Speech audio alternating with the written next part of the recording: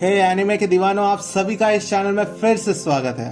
आज हम लोग एनिमे की दुनिया में और गहराई में गोते लगाने वाले हैं और ऐसे कैरेक्टर के बारे में जानने वाले हैं जिनके पास पावर है कि वो किसी को भी मैनिपुलेट कर सकते हैं। वो लोग चालाक है, हैंडसम है और मिस्टीरियस पर्सन से भरे हुए हैं जो अपनी इच्छा से किसी को भी घुटने पे लेके आ सकते हैं। तो तैयार हो जाइए ऐसे ही टॉप 10 एनिमे कैरेक्टर के बारे में जानने के लिए जो मास्टर है मैनिपुलेशन के। चाहे वो अपने लिए हो या दुनिया हासिल करने के लिए या बुराई करने के लिए, ये कैरेक्टर अपने टैक्टिकल स्किल से आपको हिप्नोटाइज करके ही रहेगा। कैसे वो मैनिपुलेट करते हैं दूसरे को, आज हम लोग इसी जर्नी पे जाने वाले हैं।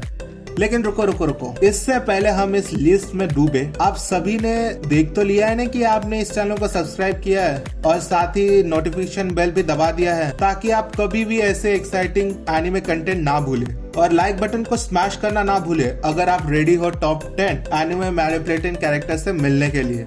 तो चाहे आप psychological thriller action pack drama के फैन हो या सिर्फ कैरेक्टर के फैन हो जो किसी को भी चुटकी में तबाह कर सकता है, तो आप सही जगह पे आए हो। तो ज्यादा टाइम ना वेस्ट करते हुए चलिए चलते हैं टॉप 10 कैरेक्टर के तरफ जो मैनिपुलेट कर सकता है किसी को भी।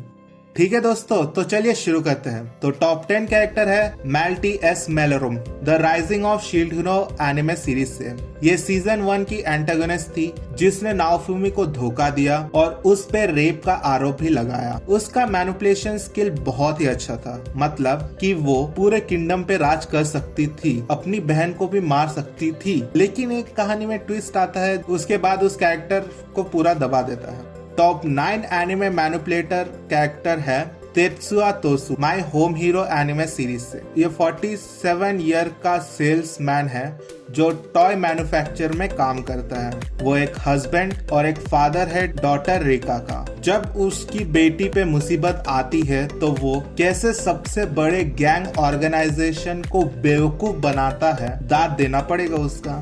इसका रिव्यू मैं जल्द ही इस चैनल में करने वाला हूँ। टॉप 8 एनिमे मैनिपुलेटिंग कैरेक्टर है ग्रिफिथ, बर्सेर्क एनिमे सीरीज से। ये सीरीज में बहुत लोगों के लिए हीरो है या विलन है, लेकिन जैसे वो टैक्टिकल खेलता है ना किंग बनने के लिए, वो मुझे उतना पसंद नहीं आया, मतलब अपने ही साथियों को मारना।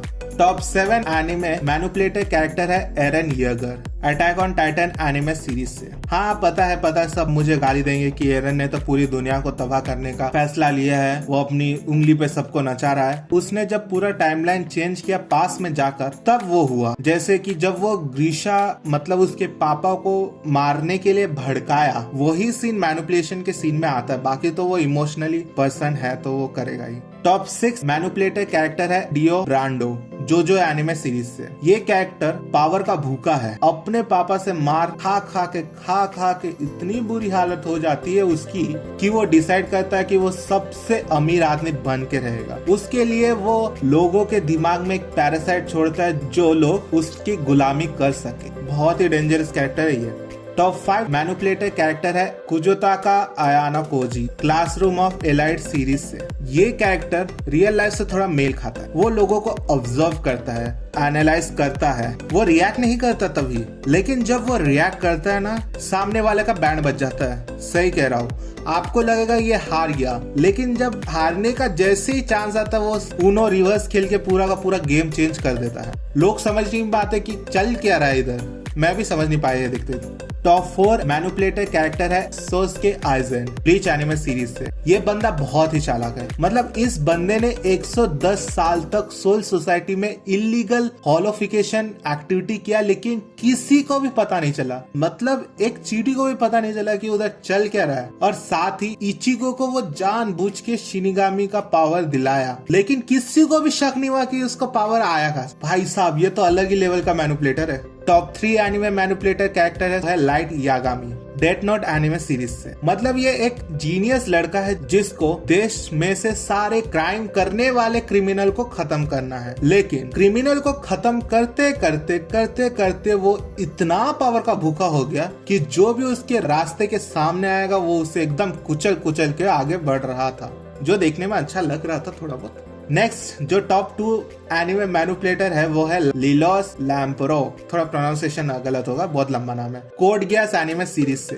इस बंदे ने दुश्मन को भी नहीं छोड़ा। अपने बदले के लिए उसने टेररिस्ट ग्रुप को अपनी उंगली पे नचाया, अपने भाई को मारा, टोक्यो सिटी में शमशान का ढेर लगा दिया। मतलब इतने मरे, नेवी को भी चुटकी में धूल बना दिया, अपने दोस्तों को भी नहीं छोड़ा। किंग बन गया, वो भी एक राज्य का। अगर वो जिंदा रहता ना तो पूरा दुनिया हासिल करके मानता। The one anime manipulator character है योहान लिबर्ड, मॉन्स्टर एनिमे सीरीज से। ये एक ऐसा कैरेक्टर है जिसके पास कोई पावर नहीं है, कोई बुक नहीं है। ये इंसान है जो लोगों के गुस्से को अपना हथियार बनाता है। वो आग में घी डालने का काम करता है। दूसरे के सेल्फ इमेज को वो चुटकी में मिट्टी में मिला सकता है। ये लोगों के अंदर के डर को बाहर लाके उन्हें बुरी तरह तड़पा के मारता है। वो फिजिकली नहीं, साइकोलॉजिकल मतलब मेंटली लोगों को टॉर्चर करता है। और इस कहानी में वो 7 साल की उम्र में क्लासरूम में बैठे बैटल रॉयल शुरू कर देता है, लोगों को मारने वाला गेम। भाई ये अलग ही लेवल का मेंटल बच्चा है। सो यही तक था आज का वीडियो। तो tata bye bye, see you and mic drop.